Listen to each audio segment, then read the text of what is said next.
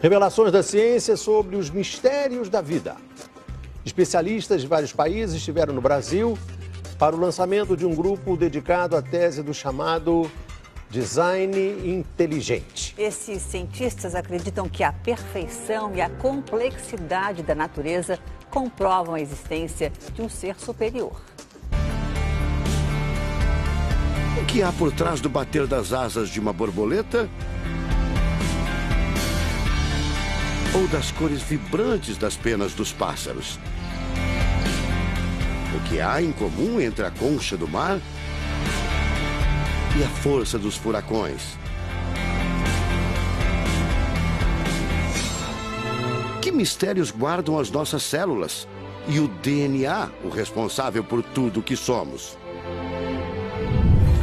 Os homens reunidos nesta sala são os principais nomes de um ramo da ciência que pretende responder questões como estas. Ao contrário do que a gente apregoou por 150 anos, há evidências de inteligência na vida e no universo. Eles são estudiosos do chamado design inteligente, uma linha de pesquisa que acredita que a complexidade da vida e a perfeição da natureza comprovam a existência de um ser superior. A vida foi feita pronta, o universo foi feito pronto, planejados por um ser extremamente inteligente, com design, com arte, com perfeição.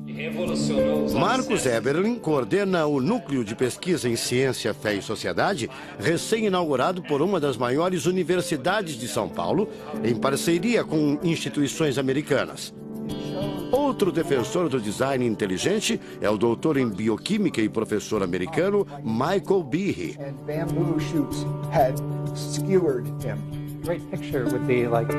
Brian Miller é doutor em física. Ele coordena as pesquisas da Universidade de Duke, nos Estados Unidos. Seria um super engenheiro, um super arquiteto? Você pode dizer isso, responde o físico. Um arquiteto que tinha a vida em mente, um criador que fez a vida deliberadamente. Also, when you look at life itself, não é de hoje que os cientistas procuram pistas deste arquiteto da vida.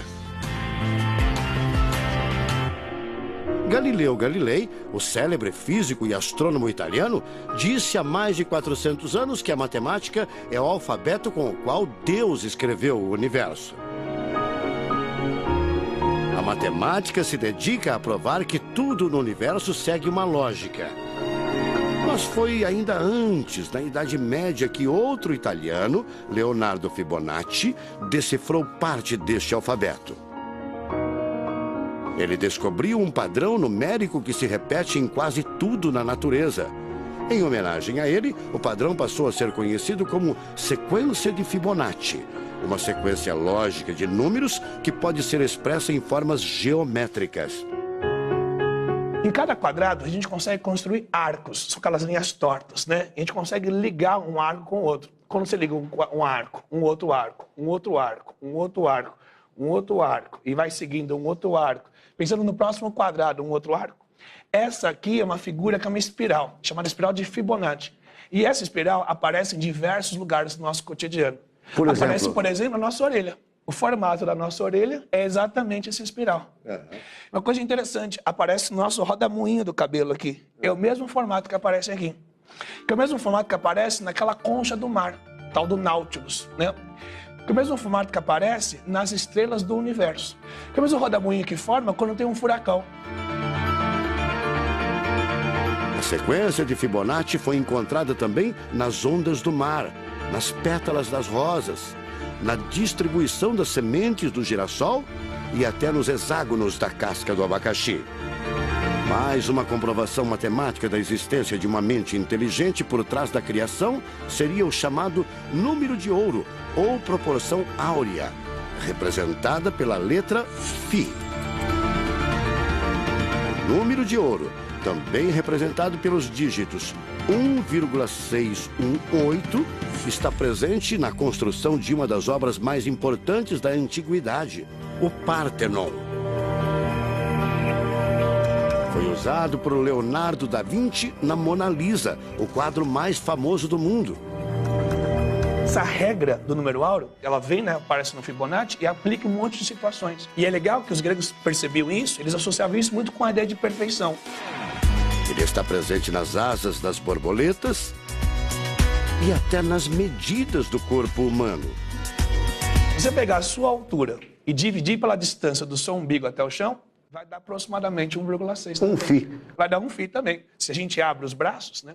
Calcula a distância da ponta de um dedo até a ponta do outro dedo. Então vai ser desse dedo maior aqui, no dedo médio, até chegar ao dedo médio. Se eu pegar essa distância e dividir pela distância desse dedo até esse ombro aqui, vai dar 1,6 de novo. De tudo na natureza, o que mais impressiona os cientistas são as células, a chamada unidade básica da vida. São as menores partes que compõem os seres vivos, vegetais ou animais. O corpo humano é formado por cerca de 100 trilhões de células que dão origem a tecidos e órgãos. We cannot be accidentally caused. Life is not an accident. O americano Douglas Axie estuda biologia molecular há mais de 25 anos. Ele garante: não existe a mínima possibilidade de a vida ser um acidente, um acaso da evolução do planeta. Para ele, as células são complexas demais e só podem ter sido criadas de propósito por um ser inteligente. Literally machines that are made out of molecules. Dr. Michael Behe concorda.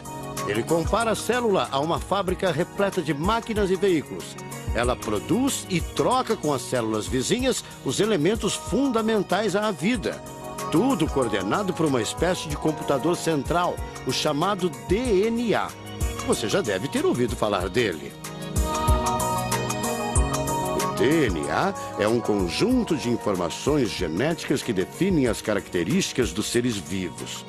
Entre os humanos é o DNA que informa o sexo, a cor da pele e do cabelo e o formato do rosto, entre outras coisas. São 6 bilhões de informações condensadas numa estrutura microscópica extremamente eficiente. O presidente da Sociedade Brasileira do Design Inteligente considera o DNA o mais avançado código de que se tem notícia. A gente tem a molécula de DNA como um modelo. Por quê? Porque quando a gente descobriu essa molécula, a gente viu que era uma molécula fantástica, maravilhosa. E ali evidências e mais evidências de que uma mente inteligente projetou a vida. Porque é o software da vida. E esse software tem o quê? Tem ali um código. E a gente sabe que códigos emanam de mentes inteligentes. Nos Estados Unidos, um grupo de pesquisadores afirma ter identificado uma sequência de números que sempre se repete no DNA humano. Seria uma espécie de assinatura de Deus, segundo o engenheiro da computação Greg Braden. So now we have a definition. Ao considerar a carga dos elementos químicos do DNA, os pesquisadores teriam identificado o seguinte padrão numérico: 10, 5, 6, 5.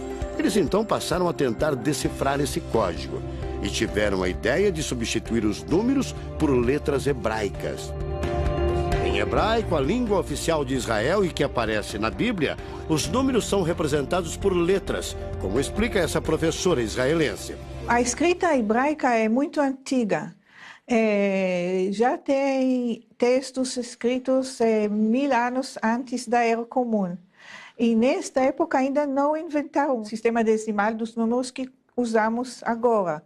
Na Bíblia, o Primeiro Testamento, podemos ver não só os números dos versículos e os números dos capítulos, mas também as páginas.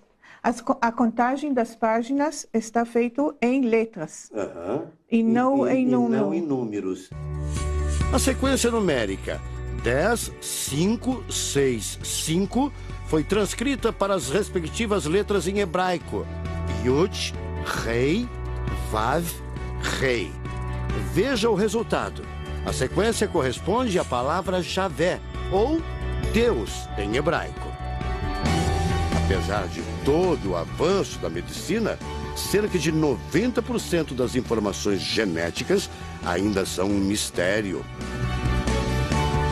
professor Eberlin diz que as descobertas científicas trazem implicações sérias para toda a humanidade, mas cada vez mais reforçam os argumentos de quem acredita no design inteligente, a assinatura de uma força superior.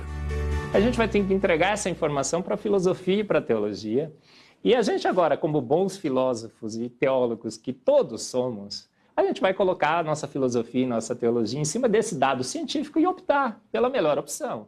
Eu, óbvio, acho que a melhor opção é Deus. Como gente, a gente tem esse direito, né, de especular em cima da descoberta científica de que uma mente inteligente orquestrou o universo e a vida.